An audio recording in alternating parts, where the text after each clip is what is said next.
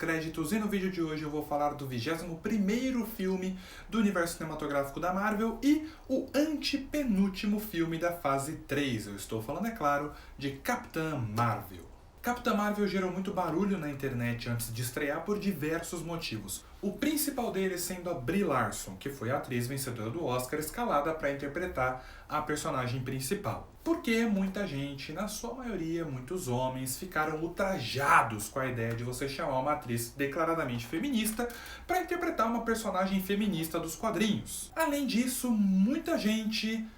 Os homens ficaram muito incomodados com a ideia de que a personagem ela nunca sorria nos trailers, de que os pôsteres e as imagens de divulgação sempre mostravam a Capitã Marvel séria, decidida, com cara de brava, com um jeito debochado nos trailers. Mas que mulher é essa que não dá um sorrisinho, que não dá risada, que vive brava, que tem esse jeito debochado aí nos trailers? Parece até um personagem, um super-herói do universo cinematográfico da Marvel. Mas enfim, a Disney tem plena consciência de que isso é uma minoria muito barulhenta na internet, mas uma minoria. Então, obrou e se locomoveu para todas essas reclamações e seguiu com o lançamento do filme normalmente. E obviamente que Capitã Marvel se tornou um sucesso inacreditável no cinema, fez mais de $1 bilhão em bilheteria, se tornou o maior filme protagonizado por uma mulher na história do cinema e solidificou aí uma grande personagem dos quadrinhos da Marvel que não tinha espaço suficiente até hoje na cultura pop, finalmente. E, como se não bastasse, independente do impacto que teve, independente do filme ter sido um sucesso ou não, de ter feito muito dinheiro ou não, Capitã Marvel é muito bom. Podia ter sido um pouquinho mais, podia, mas é muito bom. E vamos focar nessa parte, na parte muito boa do filme, a começar por essa mulher que gerou toda essa polêmica, essa discórdia na internet, porque ousa falar o que pensa, mas na verdade é maravilhosa, que é a Brie Larson. A Brie Larson interpreta a Carol Danvers, que é a personagem título do filme, que se torna a Capitã Marvel durante o filme, e ela tá excelente no papel. Quando confirmaram a Brie Larson, eu fiquei bem animado, porque eu gosto muito do trabalho dela, mas ao mesmo tempo eu não consegui imaginar ela nesse papel. Eu não conseguia ver ela num filme grande assim, dentro desse universo e tudo, mas no fim das contas ela abraçou esse papel, se entregou de corpo e alma. A Carol Danvers é uma personagem muito carismática, muito divertida, e é muito legal você ver como a Brie Larson ela pegou todos os trejeitos, as coisas, pequenas coisinhas que todo super-herói faz, né? O sorrisinho de canto de boca, a piadinha que surge ali quando ela se vê encurralada, né? Todas essas pequenas coisinhas. É muito legal ver como ela pegou tudo isso, né? do que é tradicional de todo super-herói. You guys wouldn't happen to know how these things come off, would you? No? Fine. Mas deu ali, é claro, o toque a mais dela, né, para tornar a personagem um pouco diferente de todos os outros. E o que é muito legal para a atriz é a forma como o roteiro escolhe trabalhar a personagem. Porque repetindo um pouco do que foi ali em Pantera Negra, que eu mencionei no vídeo, né, que o super-herói já estava estabelecido e o filme é muito sobre estabelecer o personagem do T'Challa, né, no universo cinematográfico da Marvel. Nesse filme é mais ou menos a mesma coisa. A gente já tem uma personagem com superpoderes, a gente já tem uma personagem que entende que deve lutar, que deve ser uma heroína, e nesse filme é muito mais sobre a Carol Danvers se redescobrindo. Só que aqui acaba sendo um negócio ainda mais interessante pelo fator alienígena da coisa toda. Porque em Pantera Negra era o simples fato dele já ser o Pantera Negra e ter que se redescobrir como T'Challa. Em Capitã Marvel não. Em Capitã Marvel a Carol Danvers começa como alguém começa o filme, né? Como alguém completamente diferente. Ela é a Vers, que é parte do exército Kree, que tá numa guerra interminável contra uma outra raça alienígena que são os Skrulls. E o grande negócio do filme é ela não só se redescobrindo enquanto Carol Danvers, descobrindo sua verdadeira identidade, o que ela fazia antes de ir pro planeta alienígena, né? Toda a vida passada dela antes de chegar nesse planeta alienígena, mas se redescobrindo também enquanto ser humano e enquanto mulher. E partindo daí, a partir do momento que ela entende quem ela é enquanto ser humano, enquanto mulher e quem é Carol Danvers no fim das contas, que ela fica pronta para se tornar a Capitã Marvel. É muito muito legal a forma como o roteiro traz essa história de origem para os cinemas. Porque é aquela coisa, em pleno 2019, né, com tantos heróis já apresentados, com Guerra Infinita que tinha acabado de acontecer e Ultimato chegando, é muito complicado você ter que introduzir um herói do zero, né? Você fazer um filme de origem do zero. Muita gente reclamou que esse filme pareceu, por mais legal que ele fosse, ele parecia um pouco deslocado, que ele poderia ter sido lançado no início da fase 3 ou lá na fase 1 até, enquanto a gente estava tendo várias introduções de herói. E assim, ainda que seja um pouco esquisito mesmo você ter essa pegada de filme de origem a essa altura do campeonato, realmente parece um pouco deslocado,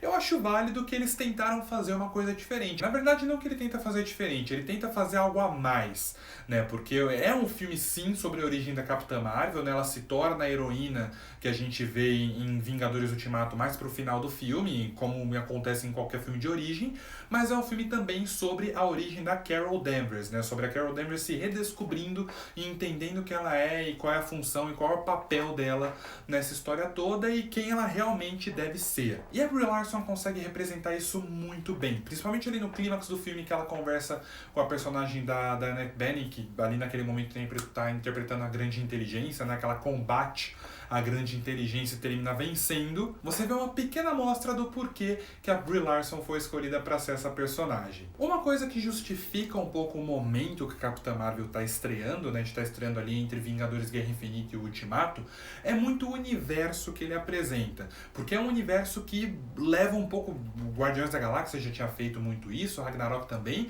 e o Capitã Marvel expande ainda mais o universo cósmico da Marvel, né? Porque apresenta finalmente a Guerra Kree-Skrull no universo cinematográfico da Marvel, que é uma guerra icônica nos quadrinhos, completamente diferente do que é no cinema, obviamente. Foi um pouco atualizada para nossa realidade em Capitã Marvel e, na minha opinião, se tornou muito mais interessante. Muita gente não gostou muito das mudanças que foram feitas, mas na minha opinião se tornou muito mais interessante. Porque nos quadrinhos a Guerra Kree-Skrull era uma guerra entre duas raças alienígenas que não são boazinhas. Tanto os Krees quanto os Skrulls são vilões, e o que é mais, e o que tornou a guerra interessante nos quadrinhos é que era uma guerra entre duas raças de alienígenas vilões lutando entre si, né? E aí os Vingadores eles entram no meio pra intervir na guerra, porque a guerra chega na Terra, obviamente, né? E rola toda uma bagunça ali.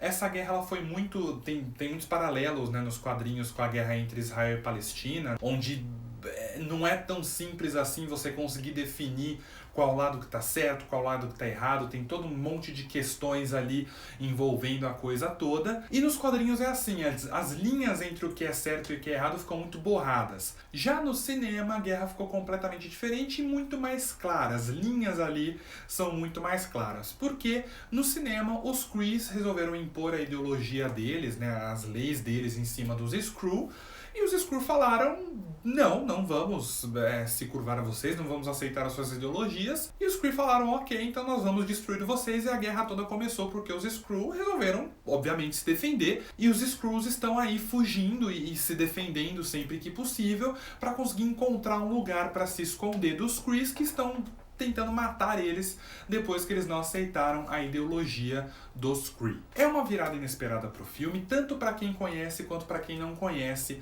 a Guerra Kree-Skrull nos quadrinhos, porque deixa a coisa toda muito mais interessante e ainda que você não perceba, faz a gente reagir de maneiras muito inesperadas. Porque, veja bem, é muito difícil pra gente aceitar a ideia de que os Skrulls não são os vilões da história, que os vilões, na verdade, são os Kree. Porque os Kree, apesar de muitos deles serem azuis, eles são gente como a gente, né? Eles têm a cara do Jude Law, da Annette Bening, né? São pessoas que são familiares, né, ao ser humano. Por outro lado, os Skrull, eles têm aquele aspecto alienígena, monstruoso, tem aqueles dentes, né? São bichos feios. Então, é um negócio que subverte um pouco as regras que a gente está acostumado a ver no cinema, de você ver os monstros serem bonzinhos, enquanto os Kree, que têm uma aparência humana próxima de nós, serem os vilões da história. E aí o filme desafia o espectador, assim como desafia a Carol Danvers no filme, a rever os seus conceitos, a ver direito para quem ela está lutando e contra quem ela está lutando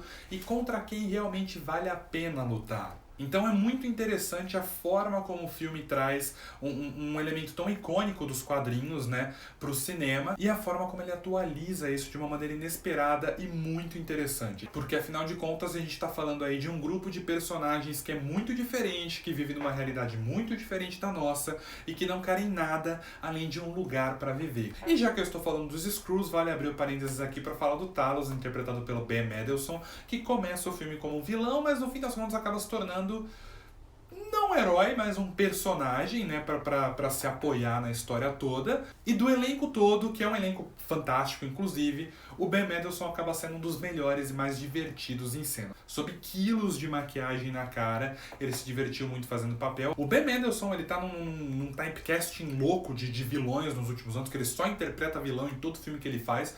Então é muito interessante ver ele aqui em Capitã Marvel, porque ele começa como vilão, né? Na verdade, não que ele começa como vilão, ele começa sendo visto como um vilão, mas acaba se tornando um personagem muito divertido, né? Tem esse jeitão debochado, sarcástico dele, ele manda muito bem aqui. É muito legal ver ele tendo a oportunidade de fazer um personagem um pouco diferente de todos que ele tem feito aí nos últimos anos. E falando do restante do elenco, parece que independente do filme ser bom ou ruim, das pessoas gostarem ou não, todo mundo se divertiu muito fazendo esse filme. Já falei da Brie Larson, falei do Ben Mendelsohn, a Annette Bening também tá divertidíssima, principalmente quando ela assume o papel da Suprema Inteligência e principalmente no clímax, que ela assume o papel de vilã, né? Ela tá muito, muito legal. This jacket, it's killer, by the way. Oh, music, it's a nice touch.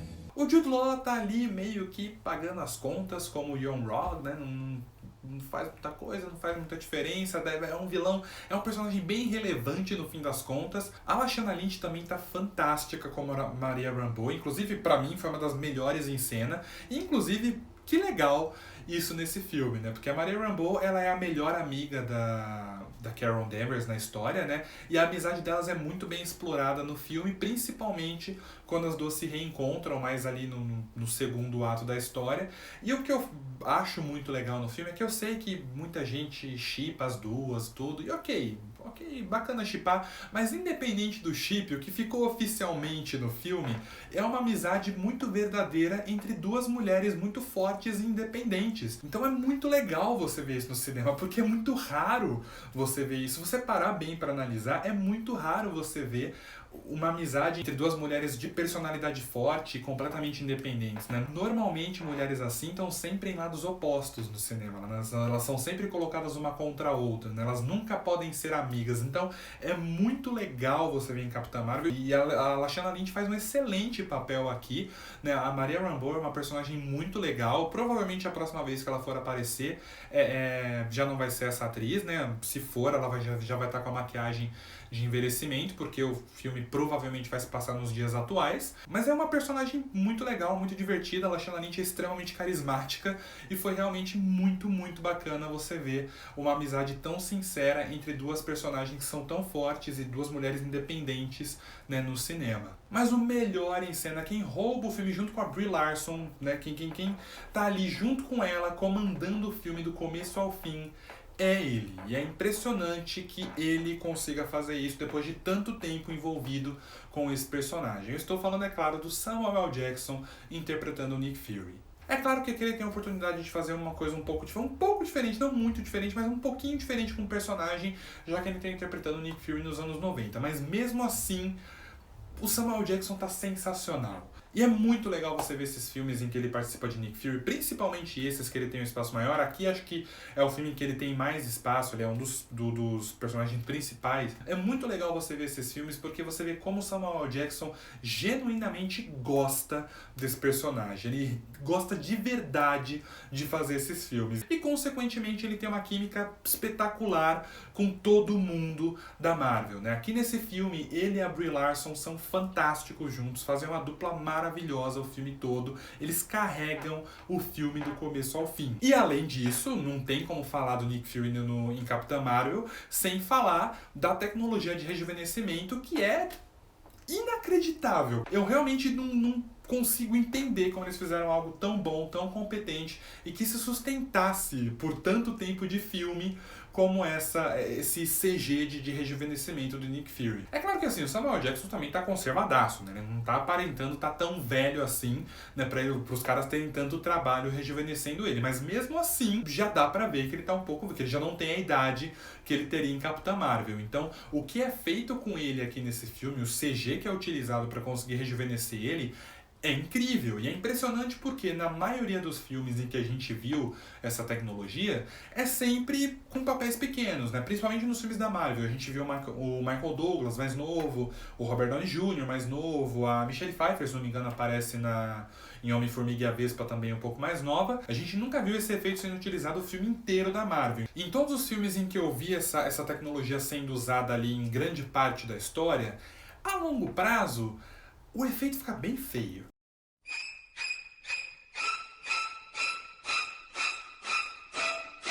Agora, eu não vejo isso acontecendo com Samuel Jackson, cara. Eu vi o filme lá na época que estreou, revi agora, e eu acho que daqui a 10 anos, quando a gente vê, vai continuar sendo impressionante. Isso tem uma coisa que vale a pena ressaltar nos aspectos técnicos, além do rejuvenescimento do Samuel Jackson, sem dúvida nenhuma, é o design de produção e a trilha sonora. Afinal de contas, Capitã Marvel se passa nos anos 90. Foi uma década muito marcante para a música, por vários motivos, e muito marcante, no geral, na questão de visual, na questão de costumes, de roupas, né, e essa coisa toda. E Capitã Marvel faz um excelente trabalho para trazer o espectador de volta para essa década. O design de produção é muito caprichado, desde os aspectos mais óbvios, tipo ela caindo numa blockbuster e todo o visual da blockbuster e os filmes que estão lá e tudo, até os pequenos detalhezinhos, se você prestar bem atenção ali na casa da Maria Rambeau, você consegue ver muita coisa que é bem típica dos anos 90. E a trilha sonora, né, cara, que eles não podiam desperdiçar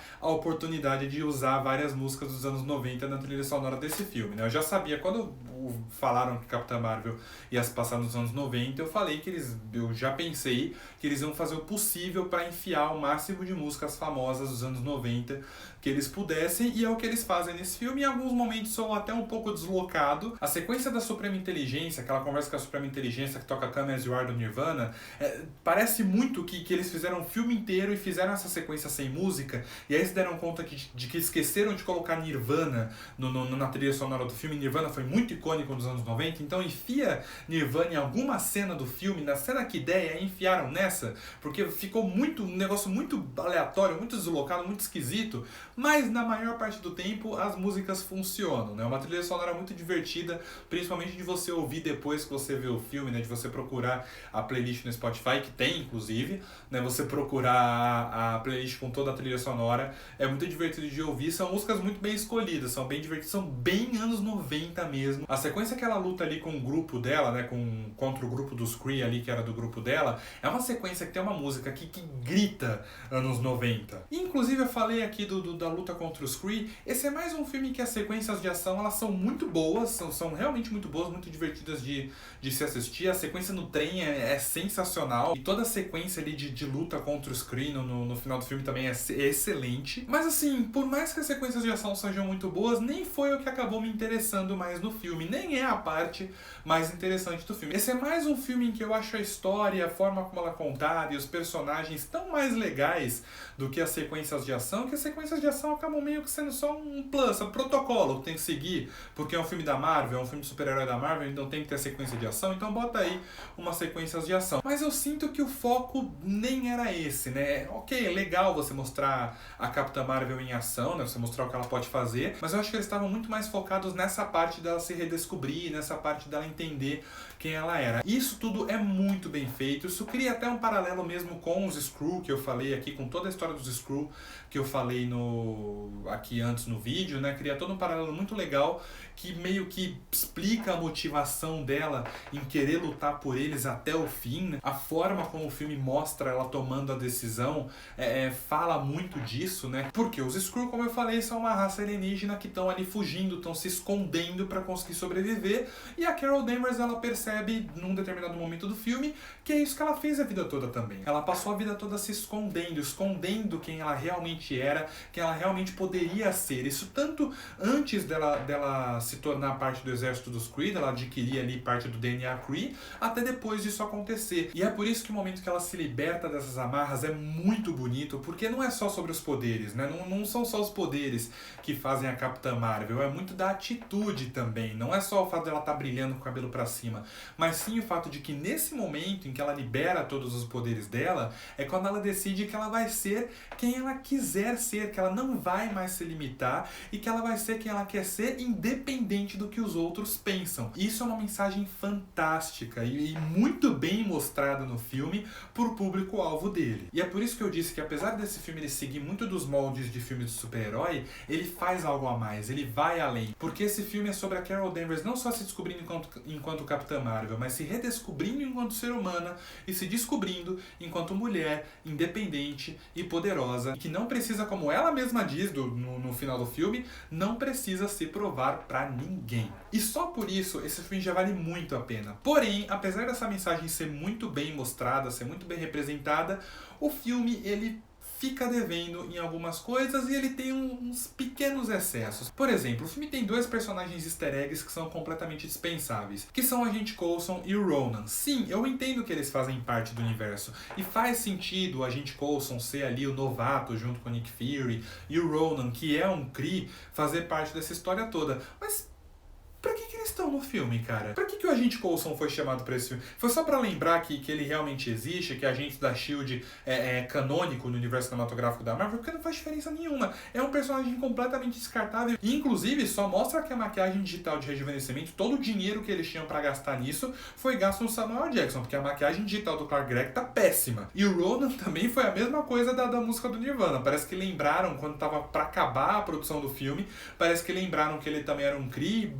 Bota ele aí no final do filme, pelo amor de Deus, porque ele é um Kree, as pessoas vão começar a cobrar. E aí colocaram ele lá, e aí é uma aparição que vai do nada pra lugar nenhum. Parece que a cena toda foi feita só pra um show-off da Capitã Marvel destruindo nave, né, que destrói as naves todas dele lá, com os poderes plenos dela. Poderia ter cortado os dois, que não ia fazer diferença nenhuma. E a outra coisa que me incomoda, e aí já me incomoda um tanto nesse filme, é a direção dele. Porque eu gosto muito do roteiro, eu gosto muito da forma como ele estrutura como ele estrutura e constrói a personagem, como ele constrói as situações, como ele constrói a amizade dela com a Maria Rambeau. Gosto muito de muita coisa nesse roteiro. Mas a direção dele me incomodou, e eu acho que foi por causa da direção que muita gente falou que esse filme poderia ser parte da fase 1. Porque ele parece muito na direção, a direção parece muito uma direção de filme da fase 1 da Marvel. Isso não foi um elogio. Porque por mais que os filmes da fase 1 e a maioria da fase 2 também fossem, na sua maioria, muito legais, muito bacanas, eu gosto muito da maioria deles, eles não têm nenhuma personalidade. Não tem personalidade no sentido de que você assiste os filmes e tanto faz como tanto fez quem dirigiu cada um daqueles filmes. Poderia ser a mesma pessoa dirigindo todos eles que você não ia nem perceber. E o que me incomoda nesse filme é exatamente isso. A fase 3 da Marvel, como eu já disse em outros vídeos, ela foi muito característica porque os diretores eles tiveram um pouco mais de liberdade para trabalhar. Eles tiveram um pouco mais de espaço para deixar sua marca, para fazer um filme que tentasse, que por mais que se mantivesse dentro do padrão da Marvel, tivesse alguma coisinha ali que fosse só dele. E esse filme, que é dirigido pelo Ryan Boden e pela Anna Fleck, faltou um pouco isso. E eu senti falta disso. Eu senti falta de uma direção com um pouco mais de personalidade, de uma direção que trouxesse alguma coisa de diferente, né, pra Marvel nesse aspecto técnico. A gente ficou meio mal acostumado porque a fase 3 inteira foi meio nessa pegada. Então eu tava esperando algo assim desse filme também, e não tem, né? É um filme muito padrão da Marvel, uma direção muito apagada, muito sem personalidade. É um filme que, assim, não mandaram tão bem, né? O filme, ele é bem dirigido, mas ele é dirigido dentro do padrão, sabe? Não é nada muito impressionante, não é nada muito diferente, é algo padrão, algo bem limitado. Eu acho que eles não precisavam ter sido limitados. E eu senti falta de ver uma direção que fizesse eu sentir que esse filme foi dirigido por alguém e que não foi só mais um filme da Marvel, sabe? Mas no fim das contas, Capitã Marvel tem muito mais acertos do que erros, né? Acerta muito na forma como escolhe introduzir a heroína dentro do universo cinematográfico da Marvel, né? Porque não só introduz a heroína, mas introduz também a personagem, faz toda uma história de origem para Carol Danvers e também para Capitã Marvel. Acerta muito na forma como escolheu retratar a guerra Kree-Skrull, que é tão marcante nos quadrinhos, né? E a forma como eles escolheram reinventar essa guerra para o cinema e trazer ela um pouco mais para nossa realidade. Acertou também na escolha do elenco, que é todo muito bom. Acertou na mensagem extremamente positiva que ele traz para o público-alvo dele, né? Essa mensagem de ser quem você deve ser, sem medo do que os outros vão pensar de você. trazer, e não só essa mensagem também, mas também a amizade sincera entre duas mulheres completamente independentes, o design de produção e a trilha sonora que ambienta o filme perfeitamente nos anos 90, né, mais exatamente ali 1995, que é o ano exato que o filme se passa, e acerta também nos links que o filme tem com todo o universo cinematográfico da Marvel, né? No final do filme, o Nick Fury fazendo ali a iniciativa Vingadores, a ligação com toda a saga das Joias do Infinito, trazendo o Tesseract ali na história do filme, que no fim das contas foi quem deu os poderes pra Capitã Marvel, né? E apesar da direção que não tem muito personalidade, de uns personagens que definitivamente não precisavam estar ali, Capitã Marvel, no fim das contas, acaba sendo um filme muito divertido, que entrega muito do que promete, que tem uma mensagem muito legal pro público-alvo dele e que introduz uma personagem espetacular, não só para Vingadores Ultimato, mas para todo o futuro do universo cinematográfico da Marvel. No fim das contas, Capitã Marvel é um filme nota 8. E este foi mais um pós-créditos, e amanhã finalmente chegamos ao último filme dessa maratona. Eu estou falando, é claro, de Vingadores Ultimato. Se preparem porque o vídeo vai ser gigante. Enquanto isso, eu vou ficando por aqui. Até o próximo vídeo. Falou!